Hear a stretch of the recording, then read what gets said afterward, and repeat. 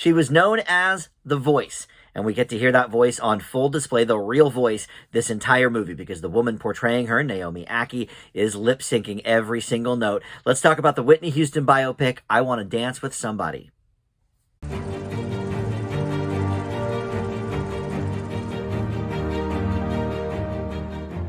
Hey guys, Dan here. This is Dan Reviews It. Welcome to my review for the new Whitney Houston biopic, I Want to Dance with Somebody. This is in theaters right now, and it's playing in wide release, so it's at a theater near you.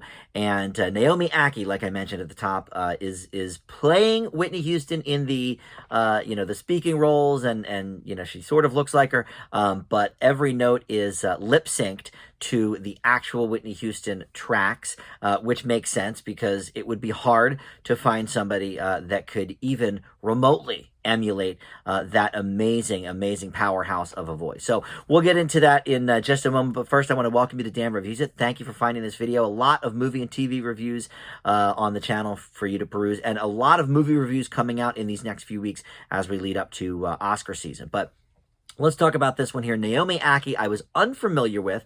I believe she did have like a supporting role in one or two maybe of the recent Star Wars things. But she is an English actress, which caused, a bit of a stir. Oh my gosh, Whitney Houston is the American pop princess. Why are you having a Brit play her? Well, they do American accents very, very well. So, and she looks vaguely enough like the part. I think once they do the hair for some of the 80s scenes or some of the video recreations throughout, the 80s through the 2000s, and put her in the different outfits, all right, it's passable enough as Whitney. I'm not positive that she really looks that much like her in the face, to be honest. But let's start there. So, well, actually, before we even start there, let's talk about the screenwriter here, because it was the screenwriter that wrote Bohemian Rhapsody, Anthony McCartan, and he's wrote a few biopics. He wrote The Theory of Everything as well, which was the Stephen Hawking biopic. But Bohemian Rhapsody is a movie that I really liked when I first saw it. And, obviously it got a lot of love from people. It got Oscar nominated for Best Picture, and Rami Malek had won for Best Actor for portraying Freddie Mercury. But every single bad thing about that movie is on display here. A couple of good ones too, I guess, but for the most part, this is a case of fool me once, shame on you. Fool me twice, shame on me, right? Bohemian Rhapsody, I loved when I first saw it, but I think I was just so engrossed in the Queen music, and it was a great performance by Malek, and then, of course, that last, 20 minutes is just a perfect recreation of Queen at Live Aid, and it was just, you go out of the theater with that impression, and it's like, oh my God, what a great movie.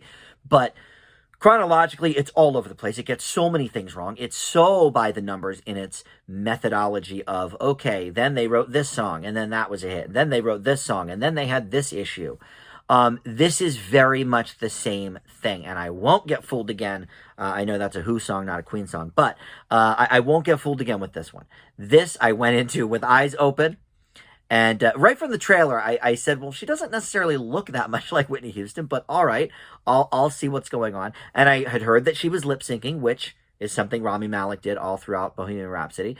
And, we get both kinds here. Usually, it's a straight, okay, they're either lip syncing the whole thing, or, okay, they're singing the whole thing. Like Rocket Man, Taron Egerton sang the whole time. Jennifer Hudson as Aretha Franklin, and I had my issues with that, but she sang the whole time. Austin Butler as Elvis did a little bit of a mix because, of course, it was such a wide-spanning biopic that in some of the later years, Austin Butler doesn't quite have that bass in his voice yet that Elvis did in the later years. So, all right, so that was more of a mix. But he was, for the most part, doing his own singing as well. Here, I get it. You're not going to be able to recreate Whitney Houston's voice. It's near impossible. There are very few people on this earth that could probably do it. It was one of the greatest voices of all time. So, all right, I get it. You have to sort of, play to your strengths. And here, Naomi Akkie's strength is the acting. And she is good here. I think she's got a future in, I'm not sure what, dramas maybe.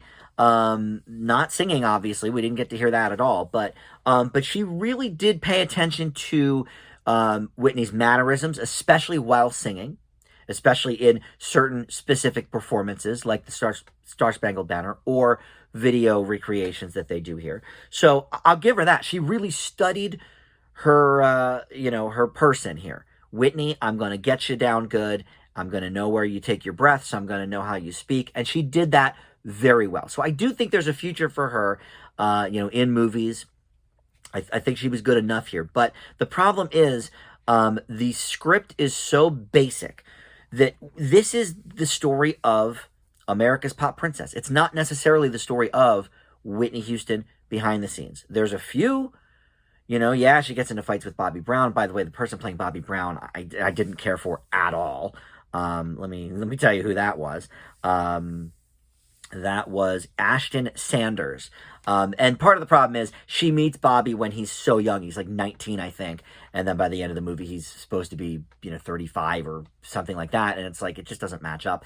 And again, timeline issues. There's things that just don't match up here to what really happened. I was, huge into the pop music scene in the late 80s and 90s. And I followed Whitney's career for many, many years.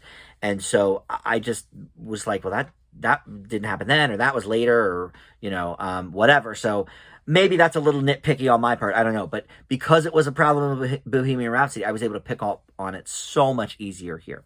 The crowning achievement of this movie, other than the great music, of course, is Stanley Tucci's performance. He plays Clive Davis, who was a, strong mentor of Whitney's. And from everything that I understand about their relationship together, a lot of what happened in this movie really did happen. Not only did he take her under his wing professionally, but he became sort of a father figure to her.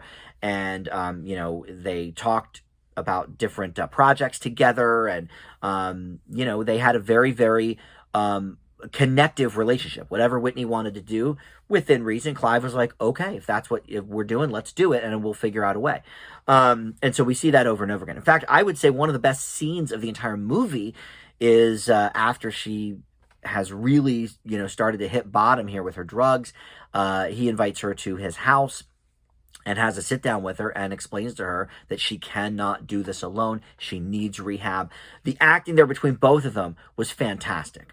And I wanted to see so much more of that in this movie, and it just never really gets there. We see a lot about the pressure she was under as, the pop star of America. And okay, there's controversy because, from the black audience and the black radio stations because she's too popular. She's not, black enough. She's not street enough, which is something I guess I vaguely remember from the late 80s. But I was like 10, so I wasn't paying too much attention.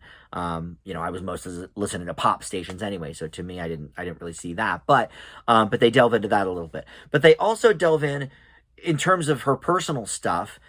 Pre-fame, she had apparently a lesbian relationship with someone who would become one of her business partners and managers, named Robin, and she's played here by Nafessa Williams.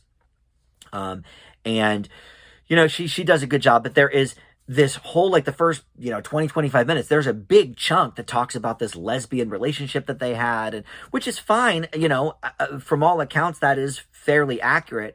But, and her father saying, okay, we need you to date men in public because, you're not going to be America's princess if you're a lesbian. Like, I get that.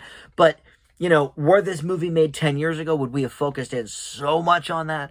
Or is that just hip right now to have, extremely gay content in your movies? As a gay man, I get it, but it seems a little overkill and it did not necessarily add much to her story. Yeah, okay, I get that she was pulled in a bunch of different directions by a bunch of different people, but, we saw the same thing in Elvis, and Baz Luhrmann made that abundantly more interesting and exciting to watch. Whereas this is just so strictly by the numbers. So, look, overall, I can't say this is necessarily a bad movie. It's just a bland movie. And I also never really bought... The lip syncing was good, okay? But Whitney's singing voice, is specific. And I just never quite bought that singing voice came out of this person.